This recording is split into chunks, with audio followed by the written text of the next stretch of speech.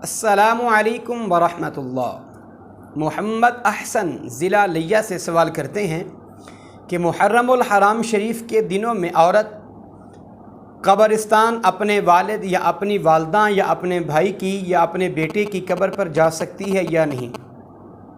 सवाल को दोबारा दोहरा लेते हैं कि क्या मुहर्रमुल हराम शरीफ के दिनों में औरत कब्रिस्तान जा सकती है या नहीं।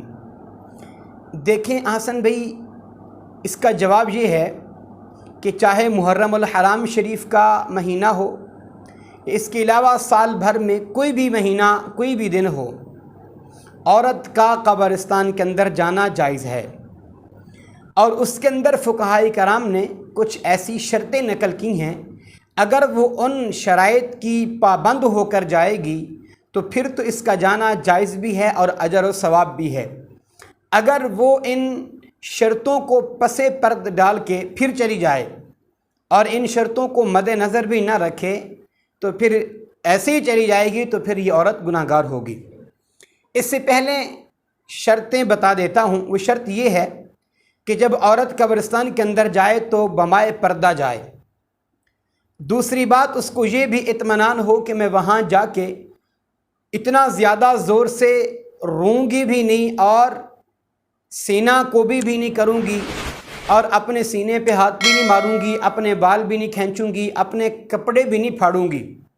अगर उसको ये यकीन है कि मैंने वहाँ जाके इतना बुलंद आवाज़ के साथ रोना भी नहीं और बमाए पर्दा भी जाना है, और जब जाना है तो मेकअप वगैरह का भी एहतमाम नहीं करना, खुशबू वगैरह का एहतमाम भी नहीं करना, और कब्रिस्तान जाकर रोना पीटना भी नहीं, और अपने सर से दुपट्टा भी नहीं उतारना, और अपने कपड़े भी नहीं फाड़ने, और जज्बात के अंदर आके अपने चेहरे पे हाथ भी नहीं मारना।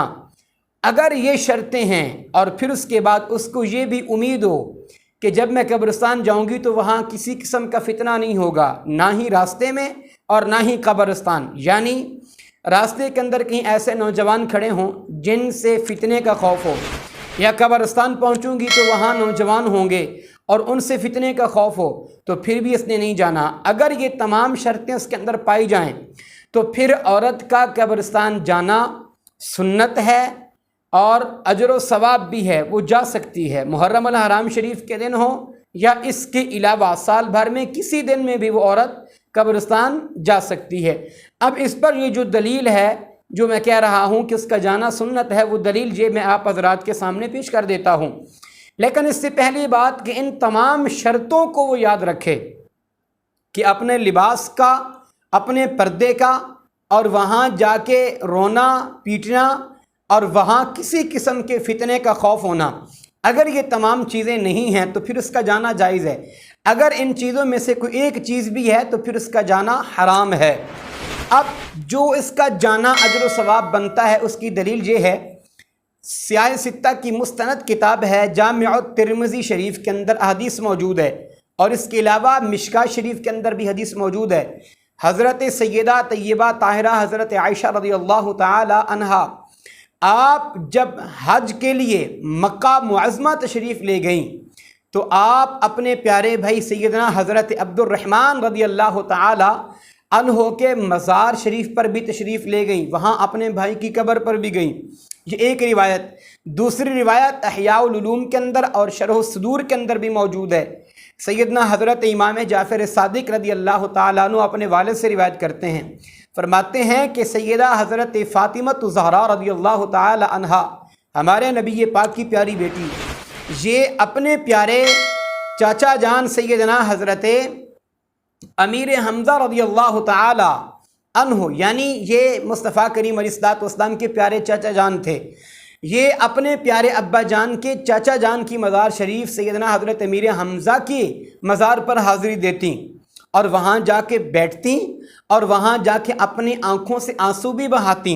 यहाँ तक भी लिखा है कि वहाँ जाके बैठ जाती और उनकी रिसाले सवाब का एहतमाम भी करती और उनकी याद में अपनी आँखों से आंसू भी बहाती। यानी कब्रिस्तान के अंदर औरत का जाना जायज़ है, बशर्त ये है कि वहाँ किसी फितने का खौफ ना हो और लिबास को ना फाड़ा जाए और बेपर्दगी ना हो और मेकअप के साथ न जाया जाए اور کسی قسم کے سینٹ وغیرہ کا اہتمام بھی نہ کیا جائے، اور وہاں جا کے تسلی کے ساتھ آرام سے بیٹھے اور وہاں جا کے اپنے اس مرنے والے کے لیے ایصال ثواب کا اہتمام کرے تو پھر اس کا جانا جائز ہے۔ اللہ تعالی ہم سب کو صحیح دین متین سمجھنے کی توفیق عطا فرمائے۔ وما توفیقی الا باللہ۔